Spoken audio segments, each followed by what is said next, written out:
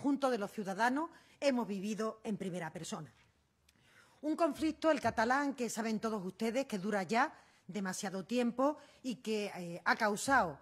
una ruptura en el interior de la sociedad catalana y, por tanto, necesita que la palabra, que el diálogo, la convivencia, la capacidad de reencuentro cobren un protagonismo que nunca se tuvo que perder al interior de Cataluña y de Cataluña con el resto de España. Ustedes han podido ser testigos de que la declaración institucional del presidente ha permitido explicar al conjunto de la ciudadanía los motivos que nos han llevado a aprobar esta decisión. Básicamente, yo lo resumiría en la necesidad de tender puentes, de anudar lazos y de reconstruir todo aquello que se dinamitó entre la sociedad española y la catalana. Esa recuperación del espíritu de concordia que guió la transición, la pluralidad y el reconocimiento a esa pluralidad política, social y cultural de las que podemos sentirnos orgullosos, ha sido, digamos, que el elemento común sobre el que ha pivotado la declaración del presidente, amparando la discrepancia de ideas siempre dentro de la legalidad y del marco constitucional.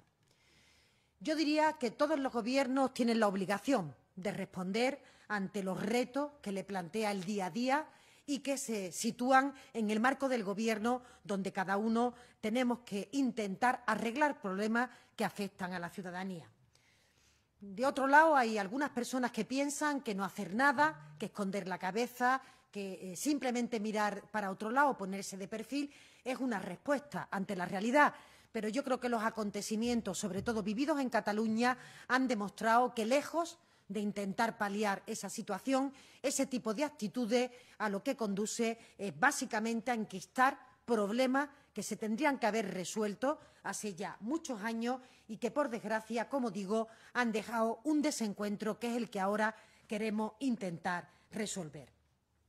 La situación, además de la pandemia, ha agudizado toda esta parálisis que se ha vivido en Cataluña. Es evidente que la mayoría de los esfuerzos políticos se han dirigido a combatir el virus, pero tenemos que salir de ese bucle, de ese lugar en donde no se encuentran las aspiraciones de los ciudadanos del día a día, de su cotidianeidad y, por tanto, es afán de este Gobierno contribuir en la medida de sus posibilidades a intentar que el diálogo, el reencuentro, sean las herramientas en las que los gobiernos nos dotemos y, por tanto, las palancas para posibilitar los avances en la sociedad.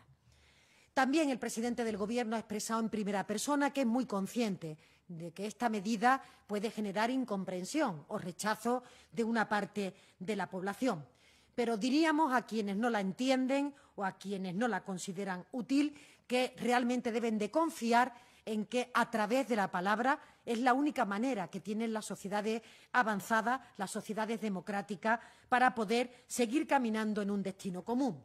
Y es evidente que necesitamos coser las heridas y también restaurar esa confianza perdida. Y esto no va a ser de la noche a la mañana, no somos ingenuos, lo sabemos perfectamente, la situación llevará tiempo, pero confiamos en que este paso que estamos dando con altura de mira, con el espíritu constitucional, sea el primero de una nueva etapa, de una nueva era, por tanto, de un nuevo comienzo para todos. A las personas que rechazan esta medida desde lo más profundo de sus convicciones, le trasladamos, desde luego, nuestro respeto.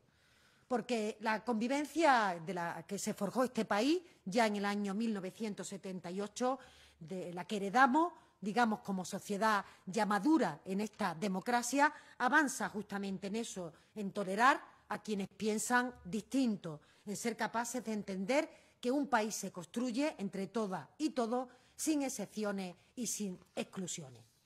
La discrepancia, por tanto, siempre que esté dentro del marco legal, dentro del marco constitucional, es legítima de la misma manera que lo es la apropiación del Gobierno de España. Pero esa discrepancia nunca puede ser una excusa para la parálisis y no vamos a renunciar como Gobierno a hacer aquello que pensamos que es lo mejor para nuestro país, para su convivencia, la estabilidad y su progreso.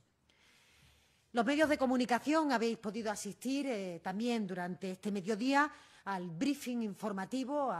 digamos, el intercambio informativo que hemos organizado para explicar con detalle todas las cuestiones jurídicas y técnicas que acompañan en esta decisión. Por eso, en esta comparecencia solo abundaré en una idea que me parece central, muy importante recordar, y es que los indultos son una medida de gracia contemplada en la Constitución y que respeta de forma fiel y escrupulosa la separación de poderes en nuestro país. Al margen de esa cuestión, por supuesto, es el momento de la política. No estamos ni validando, ni cuestionando, ni discutiendo las resoluciones jurídicas. Todo lo contrario, la justicia terminó su trabajo y ahora es el momento de la política. Y la política que desarrolla este Gobierno de progreso considera que es de utilidad pública conceder estos indultos y con esa confianza, con ese espíritu de concordia, hacemos y acordamos en el día de hoy todas estas cuestiones que hemos podido explicar y, por tanto, que creemos que son imprescindibles para que nuestra sociedad pase página y podamos avanzar en España, en Cataluña, todos juntos y unidos en pos del bienestar general. Otras materias también que se han abordado en el Consejo de Ministros de forma breve, las voy a referir a continuación, pero antes de entrar en ella me tenéis que permitir trasladar nuestra enhorabuena al conjunto de la comunidad educativa, a los profesores, a las familias y especialmente a nuestros más pequeños. Hoy acaba justo el curso escolar en un año que ha estado marcado por la pandemia y tenemos que felicitarnos porque España ha sido de los pocos países que han mantenido abiertas las escuelas con una extraordinaria seguridad. Prueba de ello son los datos que tenemos de transmisión de contagio prácticamente inexistentes en nuestros centros educativos, sabiendo que ha sido una tarea que ha ocupado principalmente a los profesores que, además de impartir el currículum, han tenido que estar atentos a cuestiones de prevención, de precaución, en definitiva, de poder hacer eficaz que nuestras escuelas fueran seguras. Yo creo que ello habla de que las administraciones públicas y, sobre todo, la educativa, ha sabido ir sorteando esta pandemia con un resultado sobresaliente y, por tanto, expresa también en primera persona la fortaleza de nuestro estado del bienestar. Otros asuntos que hemos acordado en el Consejo de Ministros han sido varios que encontrarán en la reseña, pero solamente voy a enunciar 6 de ellos que son de especial interés. El primero es que se ha autorizado en el día de hoy al Inserso la contratación de los servicios para la organización del programa de turismo social para personas mayores, así como las posibles prórrogas que pudiera contemplar. Espero que esta reactivación de los viajes sea una gran noticia para las personas mayores, que son las que más han sufrido durante esta pandemia, sobre todo más miedo o más situación de incertidumbre, y este paso supone un avance hacia la normalidad tan importante para este colectivo. El Inserso va a relanzar este programa en el mes de octubre, incorporando a su vez medidas y protocolos para que se permita la prevención contra el virus. El volumen de la campaña se acercará a los 280 millones de euros y se van a convocar inicialmente 816.000 plazas que van a suponer más de 6 millones de estancias. El segundo acuerdo que quiero comentaros es el que se ha establecido para ampliar el número de dosis de la vacuna contra la COVID de Pfizer-BioNTech que España va a recibir entre los años 2021-2023. Se trata de un acuerdo por el que recibiremos 2 millones más de dosis, más de las previstas, pasando de los 94 que ya se han autorizado por el Consejo de Ministros el pasado 25 de mayo a los 26 millones de vacunas compradas y solicitadas. Este aumento se debe a que algunos de los Estados miembros, en concreto Hungría, ha renunciado al tercer acuerdo de compra que tenía con Pfizer, lo que posibilita un mayor reparto entre el conjunto de Estados miembros que se han sumado a este tercer contrato. En virtud de este acuerdo, España va a recibir 6,4 millones de dosis de esta vacuna en 2021, 41,6 en 2022 y 48 millones en 2023. Esta medida consolida, por tanto, el suministro de estas vacunas para toda la población y garantiza dosis suficientes de cara al futuro por si fueran necesarias su utilización. La inversión prevista en los distintos contratos que ha formalizado el Gobierno de España para este periodo 2021-2023 asciende a 4.462 millones de euros de gasto del Gobierno de España en las vacunas que se suministran por parte de las comunidades autónomas y ha supuesto una adquisición de 292 millones de dosis. Recordarles que las vacunas, aunque su suministro sean competencia de las comunidades autónomas, los recursos y la propia contratación se ha realizado desde el Gobierno de España, lo que ha supuesto un ahorro, como ven ustedes, de más de 4.400 millones de euros a las arcas públicas también de las propias comunidades autónomas. El tercer acuerdo del Consejo de Ministros ha sido para una inversión de cerca de 400 millones de euros dentro del plan de inversiones de equipos de alta tecnología del Sistema Nacional de Salud en el marco del Plan de Transformación, Recuperación y Resiliencia. 400 millones de euros que van dirigidos a la modernización de nuestro sistema sanitario, a aplicar prácticas y políticas innovadoras que permitan que los últimos tratamientos se puedan practicar, se puedan realizar en los hospitales públicos de nuestra red pública y, por tanto, también reducir la obsolescencia del parque tecnológico de nuestro Sistema Nacional de Salud, que es el que más se ha repercutido a la baja por los ajustes que se realizaron en años previos por parte del Partido Popular. Con ello, vamos a elevar la tasa de densidad de equipos de alta tecnología en el conjunto de comunidades autónomas, incrementando la supervivencia y la calidad de vida de las personas que se pueden beneficiar de este tipo de terapia, de tecnología, que va sobre todo dirigida a enfermedades crónicas, oncológicas, neurológicas o enfermedades raras. Este plan comenzará en el año 2021, continuará en 2022 con una inversión, con una dotación similar, y lo que queremos es conseguir renovar 845 equipos de alta tecnología que se incorporarán, como digo, al sistema público. Esta tensión que ha soportado el sistema sanitario en la lucha contra la pandemia tiene que permitir ser inteligente en términos de sostenibilidad y, por tanto, invertir, prevenir y afrontar posibles amenazas globales con toda la inversión que se requiere, como digo, después de años donde realmente era importante relanzar la adquisición de equipos de alta tecnología que son muy costosos, que son muy caros y que el Gobierno de España, a través de los fondos europeos, pone a disposición 400 millones en el conjunto de la geografía. El cuarto tema que quería comentarles también ha sido la aprobación de una declaración institucional con motivo del Día Nacional del Orgullo LGTBI, que se va a celebrar el próximo 28 de junio. Un día que, como recordarán, fue el Gobierno de España, el actual Gobierno de España, el que elevó a categoría institucional esa fecha para celebrar concretamente este Día del Orgullo. En esta declaración institucional, donde han participado más de 5 ministerios, se reivindica desde el Ejecutivo la relevancia del Día Nacional del Orgullo LGTBI como una fecha en la que tenemos que festejar y poner en valor algunos de los fundamentos sobre los que se asienta la convivencia española y que aparecen recogidos en nuestra propia Constitución.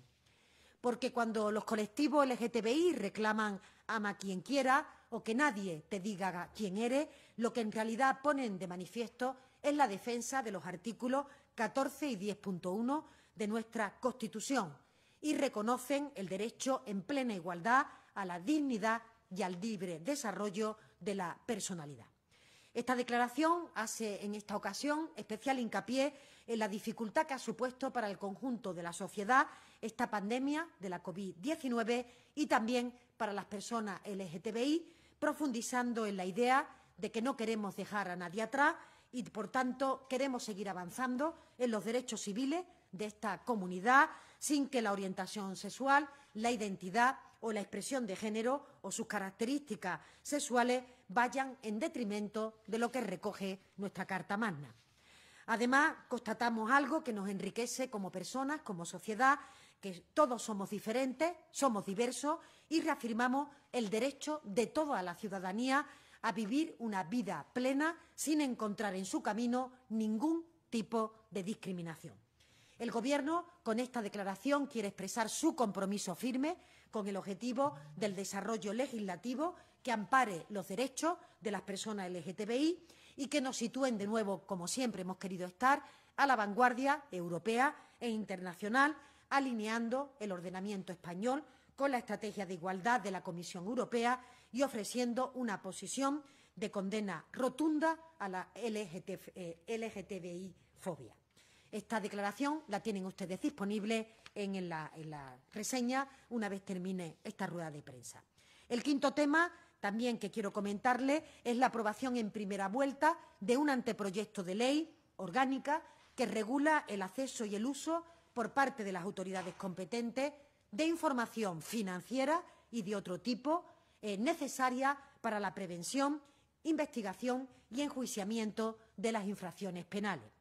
Un anteproyecto de ley impulsado por el Ministerio del Interior que tiene como objetivo incorporar a la legislación española, transponer la Directiva Europea que regula la normativa sobre la persecución de estos comportamientos delictivos y la ampliación del acceso de las autoridades competentes a los registros de las cuentas bancarias o de los pagos cuando sea indispensable con motivo de una investigación penal que esté abordando un delito grave.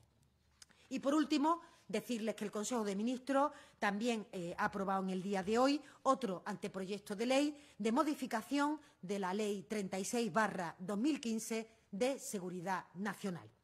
El objeto justo de este cambio legislativo es reforzar los mecanismos, los instrumentos de los que dispone el Estado para acceder a los recursos necesarios que permitan gestionar una situación de crisis, una cuestión que ya fue abordada en la Conferencia Sectorial para Asuntos de Seguridad Nacional que se celebró con comunidades autónomas el pasado día 19 de mayo. La modificación establece, entre otras cuestiones, la necesidad de regular la producción industrial de España en función de las necesidades que se dictan por la situación de crisis y otras cuestiones que tienen que ver, como digo, el acceso en condiciones de seguridad a información que hasta ahora podría estar reservada. La norma ha contado con toda la información aportada por comunidades autónomas en el seno de esa conferencia sectorial y ahora pasaría a las Cortes Generales para su debate y aprobación. Esto, como digo, son las materias que hemos abordado en el día de hoy, que han sido profusas,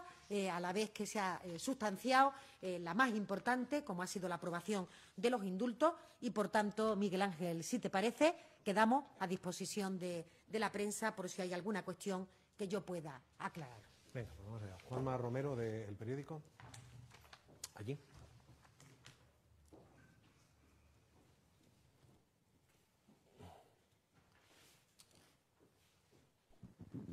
Sí, hola, ¿qué tal? Buenas tardes, ministra. Yo quería preguntarle por el asunto de los indultos, en concreto por una de las aseveraciones que hizo el presidente del Gobierno, que ahora son los independentistas los que tienen que demostrar su grandeza. Decía él, yo quería preguntarle cuál es el paso que, a su juicio, tienen que dar los independentistas. ¿Qué es lo que tienen que hacer ahora? Porque, por ejemplo, con el asunto de la autodeterminación o de la amnistía, siguen reivindicándola. Y luego también, dado que ya se ha producido la aprobación de los indultos, queda pendiente la mesa de diálogo y también la reunión con el presidente de la Generalitat. Quería preguntarle si ya se ha decidido, ya se ha agendado cuándo será esta reunión, dado que el mes acaba y se comprometieron ambos presidentes a que se produjera en este mes de junio. Gracias. Sí, muchas gracias, Juanma, por tus dos preguntas. Bueno, en relación con la primera, yo creo que el presidente en sus diferentes comparecencias públicas ha sido muy claro. Es evidente que la Constitución de nuestro país ampara que los ciudadanos, cada uno, cada una, podamos pensar libremente lo que cada uno quiera pensar y, en este sentido, nuestra Constitución no exige la militancia, es decir, que es capaz de albergar incluso a aquellos que no comparten el propio texto constitucional. Por tanto, respetamos, como no puede ser de otra manera, de cualquier persona que piense de forma distinta a como piensa el Gobierno, pero también creemos que es importante ser capaces de avanzar en propuestas viables dentro del marco legal, dentro del marco constitucional, que nos permita avanzar en las aspiraciones de mayor autogobierno para Cataluña. Y en este sentido es en donde creemos que se pueden producir puntos de encuentro que yo creo que todos esperamos para superar definitivamente esta etapa que ojalá nunca se hubiera producido y, por tanto, no vamos a pedir, y no sería de recibo que nadie lo hiciera, que otros abandonen sus pensamientos o abandonen sus ideas, pero que sí tengan una dosis de realidad, de pragmatismo, de viabilidad y que dentro del orden constitucional, del orden legal, podamos avanzar en aquellas cuestiones que permitan una mayor confortabilidad del conjunto de Cataluña en España y de España con Cataluña. A eso y a esos llamamientos a los que creemos que tenemos que dirigir nuestros esfuerzos en los próximos meses, en los próximos años, en una situación que no es fácil, que evidentemente con la aprobación del día de hoy el Gobierno lo que da es un paso adelante, pero de ninguna manera está garantizado el éxito de que el conflicto catalán pueda llevarse a buen puerto en un plazo breve de tiempo, lo que sí creo que nos permite, desde luego, haber hecho los gestos que estaban de nuestra mano para poder seguir avanzando, y se hará con las convocatorias de los diferentes foros que nos hemos habilitado. Por una parte, la mesa de diálogo de Cataluña, que, como ya he comentado en otras ocasiones, se reunirá probablemente después de la cita que tienen previsto celebrar el presidente Sánchez con el presidente aragonés, que no creo que tarde mucho en poder celebrarse, será cuestión de las agendas, y posteriormente también al interior del Parlamento de Cataluña. Como saben ustedes, siempre desde el Gobierno hemos impulsado que exista mesas de partidos, desde los partidos que conforman el Gobierno también, para poder seguir avanzando también dentro de Cataluña en la convivencia que yo creo a la que todos aspiramos. Por eso le digo que el encuentro en breve, espero que en los próximos días, y la mesa se celebrará después de ese encuentro, pero no le puedo concretar en este momento la fecha, ni siquiera en las fechas aproximadas donde eso pudiera ocurrir. Muy bien. Mariano Alonso, del Español. Sí, gracias. Buenas tardes, ministra. Insisten ustedes en encontrar puntos de encuentro, sobre todo en la profundización en el autogobierno. Yo le quería preguntar sobre este punto dos cosas en concreto. Si usted cree que los nacionalistas catalanes van a aceptar una profundización del autogobierno que no sea, mejor dicho, exclusiva para ellos, es decir, una profundización en el autogobierno que se pueda extender a otras comunidades autónomas. Y aludiendo a la experiencia histórica, esto evidentemente es una reforma del Estatut, dado que de ahí, digamos, venimos y dado que Esquerra Republicana, con mucha menos fuerza política que la que tiene hoy, donde no en vano tiene al presidente de la Generalitat, rechazó ese Estatut en el año 2006 y habida cuenta además de que tuvo muy escasa participación, inferior al 50% el referéndum. En fin, ¿con qué argumentos van a convencer a Esquerra de que lo que no sirvió entonces, hace 15 años, va a servir ahora? Y, sobre todo, lo que le decía al principio, si cree que el Gobierno catalán, en definitiva,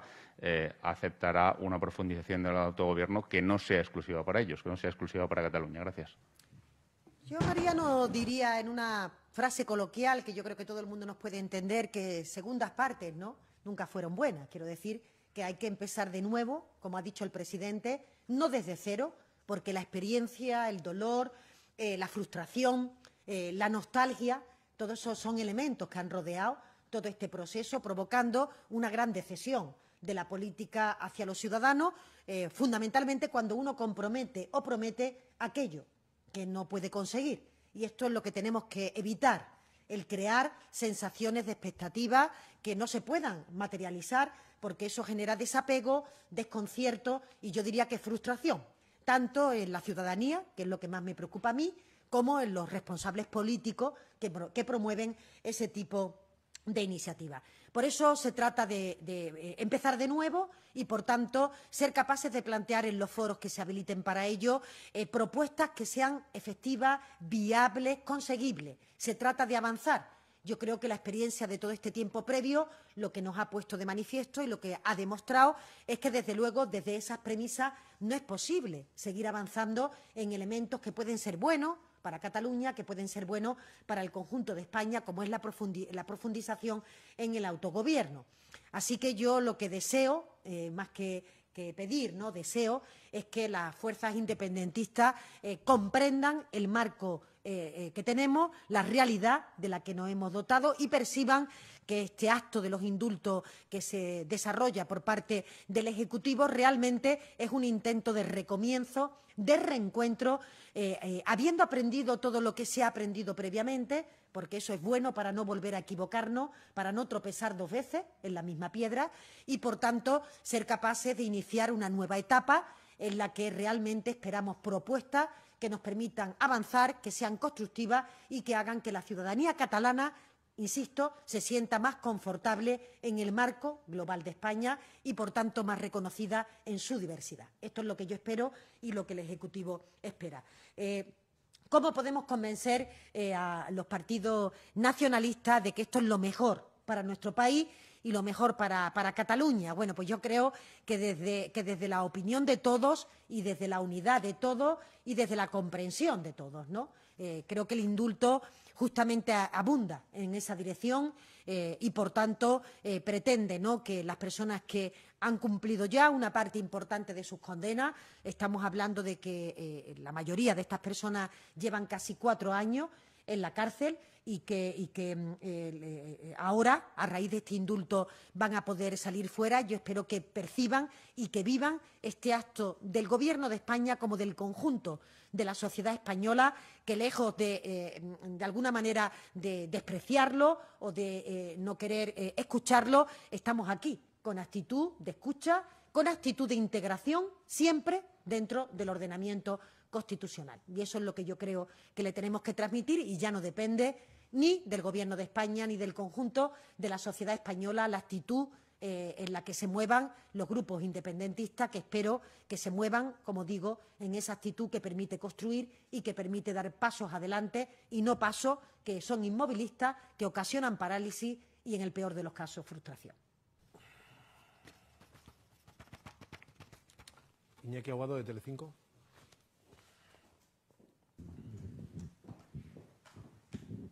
Sí, ¿qué tal, ministra? Pues sobre los indultos también le quiero pedir una explicación de cómo es la secuencia.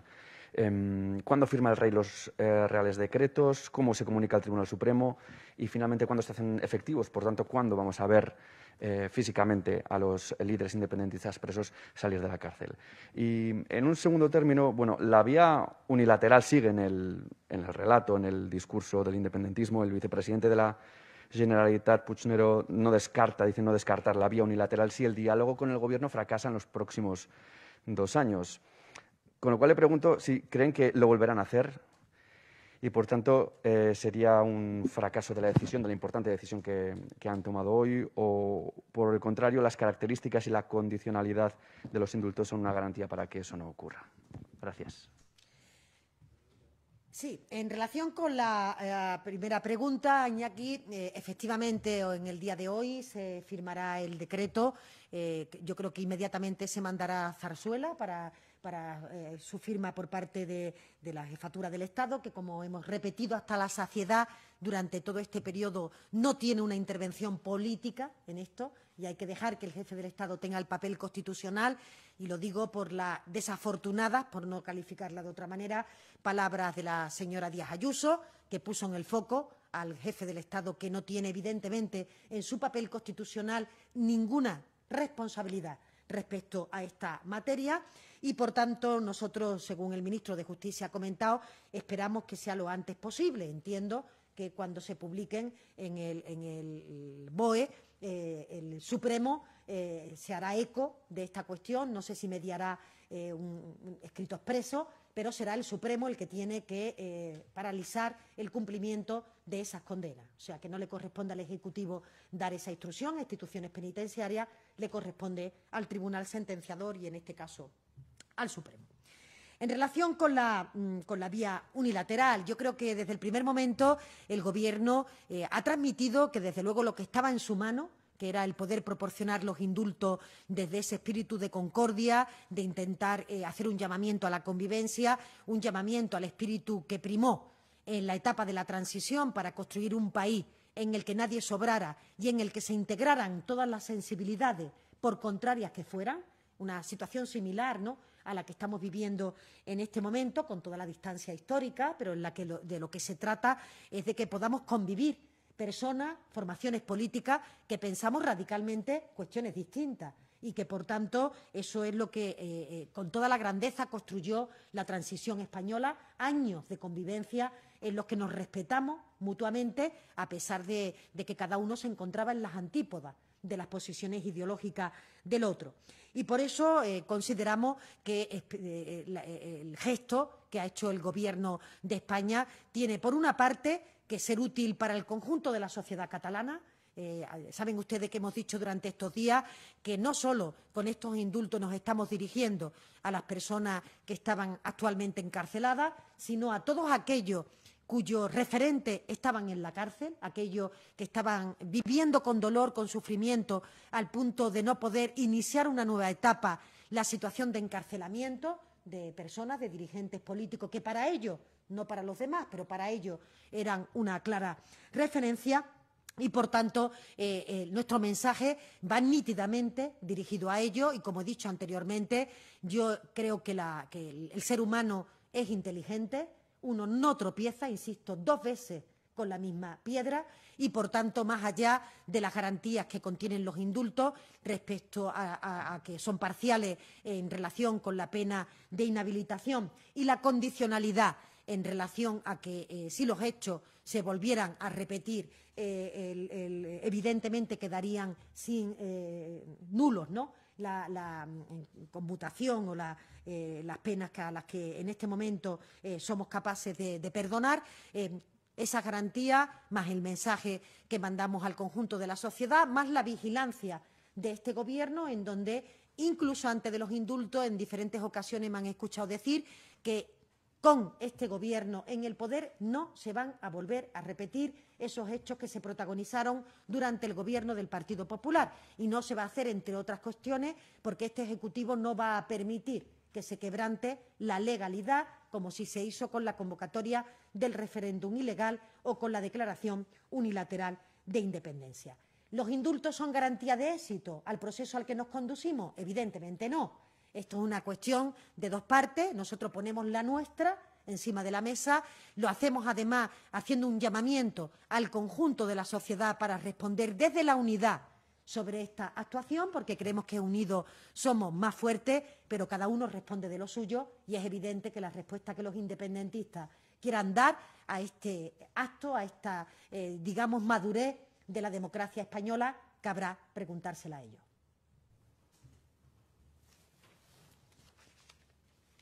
Ketty Garat, de Libertad Digital.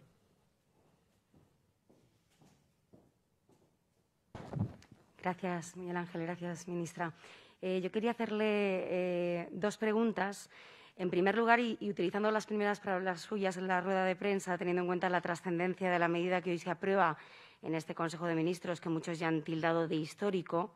¿por qué el presidente del Gobierno no ha comparecido ante los periodistas para responder a las preguntas? ¿Por qué lo hemos tenido que seguir, además, por un plasma desde este mismo edificio? ¿Y por qué no está junto a usted el ministro de Justicia, que sé que tiene sesión de control en el Senado, pero que supongo que estas cosas se planifican con cierto tiempo? ¿Por qué no está explicando precisamente una medida sobre unos expedientes que él mismo ha elevado al dictamen del Consejo de Ministros? Y, en segundo lugar, ¿por qué confían ustedes tanto en la voluntad de los independentistas, teniendo en cuenta que 2 de los presos hoy indultados se jactaron este fin de semana de la debilidad del Estado? ¿Y qué le responderán ustedes cuando, sentados en la mesa de diálogo con Cataluña, les vuelvan a sacar el tema del referéndum de autodeterminación y la independencia? Y, en último lugar, si me permite, ¿qué pasará con la reforma del Código Penal para rebajar los delitos de sedición que prometió el presidente, que prometió el ministro Campo y que, al parecer, no está en la agenda en el corto plazo? Gracias. Voy a intentar ser muy breve para las diferentes preguntas. Bueno, yo creo que el presidente del Gobierno en primera persona, desde el primer día, ha asumido la responsabilidad de su Gobierno en términos de impulsar el reconocimiento de estos indultos y, por tanto, creo que poco se le puede achacar al presidente Sánchez respecto a haber explicado en primera persona, trasladado la importancia, el porqué, de alguna manera, el sentido que tenía para el Gobierno y para él mismo como presidente el poder conceder estos indultos. Lo ha hecho desde el primer día, en donde planteó que en breve vendrían los indultos al Consejo de Gobierno, hace ya como 15 días. Lo hizo en el día de ayer ante la sociedad catalana y yo creo que en un acto extraordinariamente simbólico para mandar el mensaje nítido que es voluntad de este Gobierno impulsar los lazos, los puentes, los nudos afectivos que nos unen a España con Cataluña y entre los catalanes, y creo que eso ha sido apreciado por todos los medios de comunicación, por todos los ciudadanos que habéis seguido de forma muy directa su comparecencia. Es decir, el presidente desde el primer momento ha transmitido con un pleno convencimiento, de forma contundente, qué creía que aportaban estos indultos a la convivencia en España, cómo creía que no era posible reconstruir un país, no era posible ser capaces de dejar un país mejor a las nuevas generaciones sin abordar el conflicto en Cataluña y, al menos en la parte que a él le correspondía, que le corresponde al Gobierno, poner todo de nuestra parte para que se pueda producir verdaderamente ese lugar de encuentro, ese espacio de reencuentro entre los catalanes, e insisto, y los catalanes con el conjunto de los españoles. Es verdad que la agenda del día de hoy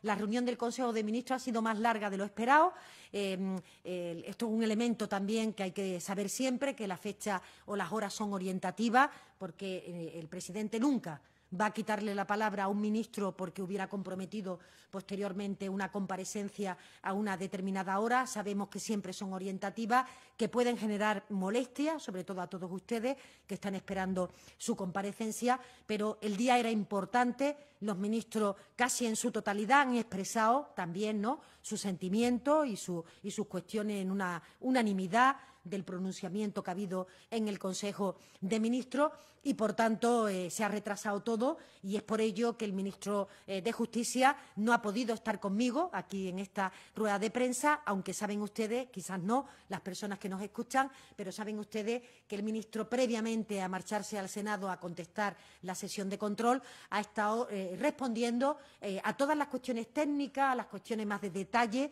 que a nivel periodístico le llamamos normalmente briefing, como decía, un intercambio de preguntas-respuestas entre los medios de comunicación y el propio ministro. Yo estaría encantada de que estuviera él aquí ahora mismo, pero se ha tenido que marchar de la misma manera que yo, en poco espacio de tiempo, también salgo corriendo para el Senado porque tengo que sustanciar 2 interpelaciones también después de esta rueda de prensa.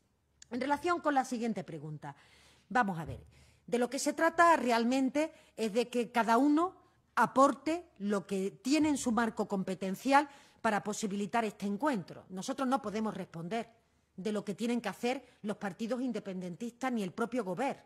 de Cataluña conformado por partidos independentistas. Nosotros podemos responder sobre lo que está en nuestra mano y nosotros creemos que la democracia madura de nuestro país, que también la madurez política de nuestra sociedad, en definitiva, que se daban las condiciones adecuadas para posibilitar en el día de hoy estos indultos que no quieren ser más que realmente un mensaje de diálogo, de convivencia, de reencuentro. Insistimos en estas ideas que son las que priman dentro de nuestra decisión para superar una etapa que ojalá nunca hubiéramos vivido, una etapa que ha ocasionado, desde luego, tremendo dolor y sufrimiento a muchas personas,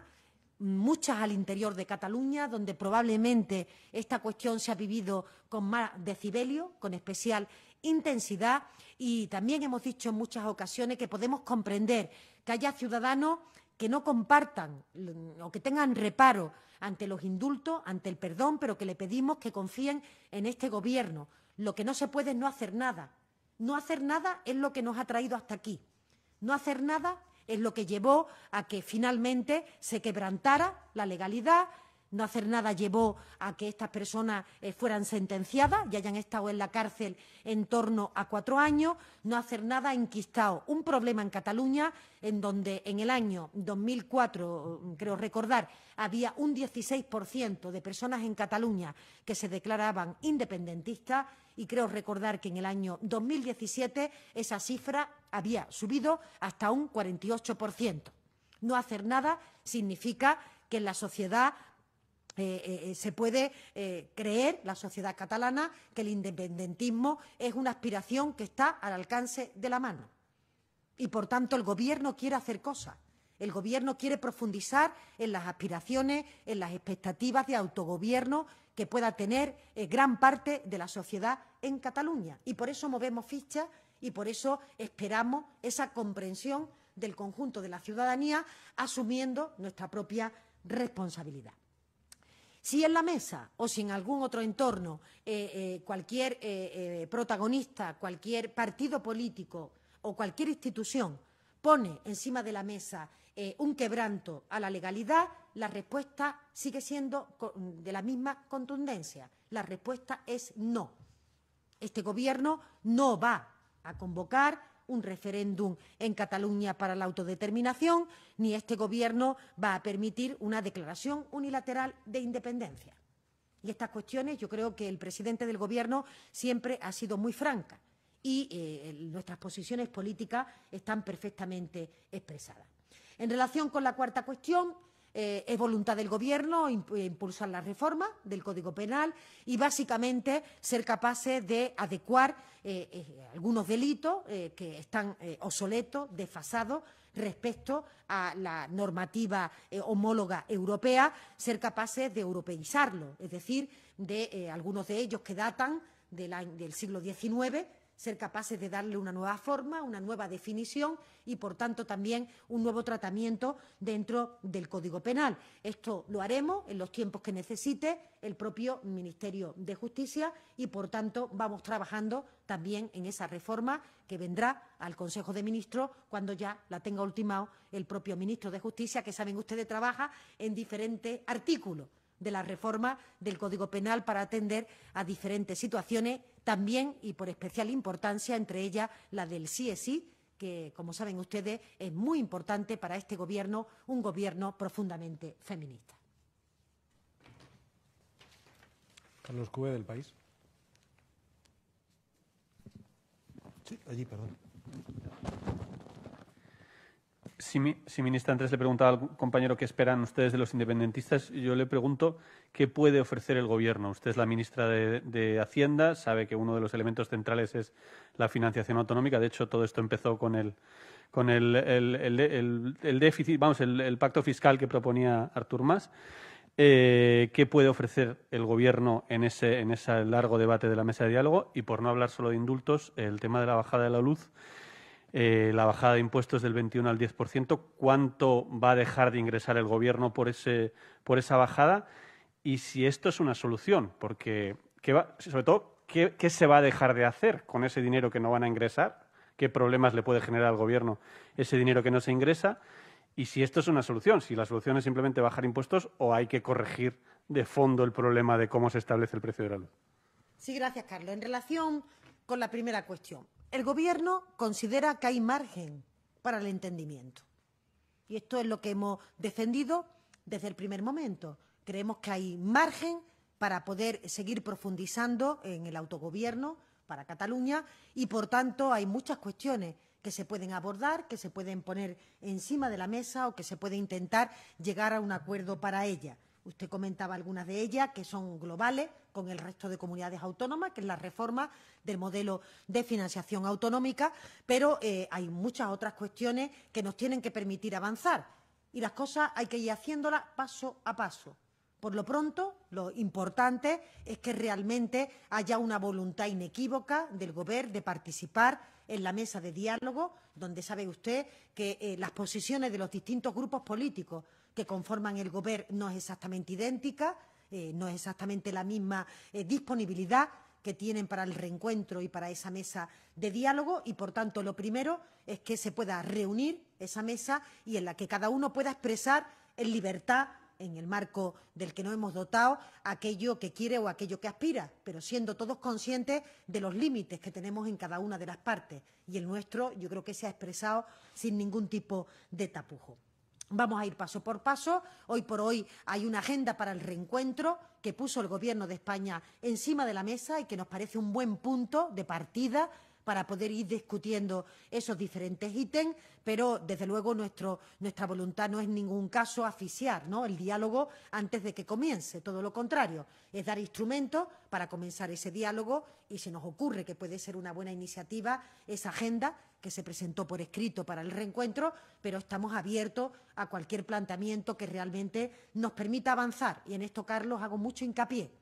Planteamientos que no sean viables, que estén fuera del marco jurídico, del marco constitucional, van a ser inmovilistas, no nos van a permitir avanzar. Y hay margen y hay camino por recorrer. Entre lo que uno le gustaría como óptimo a lo que uno puede llegar, hay metros que se pueden recorrer y que lo podemos recorrer juntos. Y esto es lo que ofrecemos y a lo que aspiramos. Y en relación con la luz,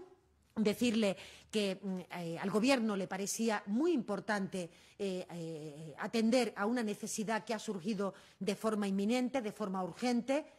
Por tanto, acomete medidas temporales, y de ahí la temporalidad de muchas de esas medidas, que van a hacer que inmediatamente, automáticamente, a la aprobación del decreto ley, se pueda rebajar la factura de la luz de los hogares españoles por encima del 10%. Y eso es lo que hacemos, vista el incremento por los precios del mercado mayorista del sector eléctrico. Se ha producido, como ustedes bien conocen, un incremento de la facturación, un incremento del precio fundamentalmente de la tonelada de CO2 y, por tanto, del kilovatio, de manera que lo que hacemos es atender a una situación urgente. Digamos, una medida de impacto, una medida de choque de aquí a final de año para controlar, en la medida de nuestras posibilidades, que ese crecimiento pues, no sea un elemento gravoso de una carga añadida para el conjunto de la familia española. Como se trata de recaudación, estamos hablando de entorno entre las dos figuras fiscales que se suspenden, una dirigida a hogares, el IVA, otra dirigida a la industria, al comercio, a los autónomos, a los bares, a los restaurantes, a nuestro tejido productivo, que es el impuesto de la producción eléctrica. Entre ambas medidas, una que dura 3 meses, la de la producción industrial, la otra dura 6 meses, en torno a unos 1.000 millones de euros. El abanico estará entre 900 y 1.100 millones de euros, de los que corresponden aproximadamente 400 millones el impuesto de producción eléctrica. Este impuesto es complicado explicar, pero por su propia naturaleza, al estar afectado al sector eléctrico, se netea, es decir, que su no recaudación no implica ningún tipo de daño para nuestras cuentas públicas, porque está afectado al propio sector eléctrico, que por la propia subida del precio de la luz va a tener algún remanente que no tenía previamente contemplado y con ello compensará la suspensión del impuesto. Y, por otra parte, el IVA, que ese sí va a pulmón por parte del presupuesto ordinario del Gobierno de España y, por tanto, a lo largo del año tendremos que absorber o tendremos que asimilar ese resto de 500 millones aproximadamente que va a implicar la suspensión de aquí hasta el día 31 de diciembre. Nosotros creemos que merece la pena el esfuerzo que tiene que hacer el conjunto del país, pero merece la pena siempre y cuando vaya en paralelo con las reformas estructurales que se tienen que acometer en el sector eléctrico. Ya saben que se han acometido algunas de ellas, que tiene que ver con el Fondo de Sostenibilidad del sector eléctrico, que tiene que ver también con la eliminación de los beneficios, de los llamados beneficios caídos del cielo, con una serie de medidas que se ha impulsado por parte del Ministerio de Transición Ecológica y también con medidas que se complementarán de la revisión integral de la fiscalidad por parte del Comité de Expertos. Todo ello esperemos que pueda ser a finales del año 2021, si no la totalidad de todas esas reformas estructurales, sí al menos una parte importante de diagnóstico y de aproximación a las mismas y, por tanto, esperemos que ya surtan efecto, se note en el precio de la factura y, como usted bien dice, siendo esto medidas temporales, nos hagan la transición hasta que puedan entrar en acción todo el resto de medidas estructurales que ha ido trabajando este Gobierno. Ministra, cuando te tienes que marchar al Senado, vamos a hacer una última pregunta en conexión con el ordenador, la videoconferencia. Manuel Moinelo, de Telemadrid. Adelante. Sí, hola, buenas tardes. Yo quería preguntarle... ¿Se me escucha? Sí. Sí. Quería preguntarle si, ya que ha habido una reunión con el presidente de Andalucía y es inminente la reunión también con el presidente de Cataluña, si está agendado o está previsto, se han iniciado las conversaciones ya para acordar también una reunión con la presidenta de la Comunidad de Madrid. Y luego también hay otra pregunta. El PP de Madrid ha presentado a la Asamblea una proposición para reformar la ley de Radio Televisión Madrid que supondría de inmediato el cambio en la dirección de la cadena. Una proposición en la que el PSOE se está planteando además presentar un recurso de anticonstitucionalidad por el hecho de que se plantee que se apruebe por el procedimiento de lectura única. ¿Qué opinión le merece a este sentido? Gracias. En relación con la primera cuestión, Manuel, primero el presidente del Gobierno va a recibir al presidente Aragonés porque ha sido el primero que se ha investido. Bueno, primero recibió al presidente Moreno Bonilla, que fue el primero antes de la pandemia, posteriormente al presidente Aragonés, que es el siguiente en ser investido, y, por supuesto, a continuación recibirá a la presidenta Díaz Ayuso. Que yo sepa, no está agendada todavía, pero es que la presidenta se invistió pues, hace escasamente, ¿no? Bueno, en el día de ayer, ¿no? Creo recordar. O sea, que probablemente, o antes de ayer, probablemente no ha todavía solicitado, ¿no?, la reunión, o todavía no han sido los gabinetes, no han podido poner la agenda, pero esa va a ser la secuencia. Señor Moreno Bonilla, que ya ha venido a Moncloa, señor Aragonés, y a continuación la señora Díaz Ayuso. Y en relación con la segunda pregunta, Manuel, al tratarse de un tema autonómico, local, del que no tengo más información y que me imagino que ha tenido el pronunciamiento de las formaciones políticas que sustentan a este Gobierno en sus referentes en la Comunidad de Madrid, permítame que no, desde la mesa del Consejo de Ministros no pueda referirme a esa cuestión. No, lo único que le puedo decir en términos globales es que, por supuesto, este Gobierno siempre va a impulsar la independencia de los medios de comunicación, también de las radios, televisiones públicas que existen en España y que existen en el marco de las comunidades autónomas, pero permítame que me quede ahí porque no tengo información fina sobre, en concreto, cuál ha sido la propuesta y ni siquiera conozco el posicionamiento de los grupos políticos que acompañan, ¿no?, a este Gobierno. Independencia de la radio, televisión pública, sean autonómicas o sean estatales. Muchas gracias a todos. Muchas gracias.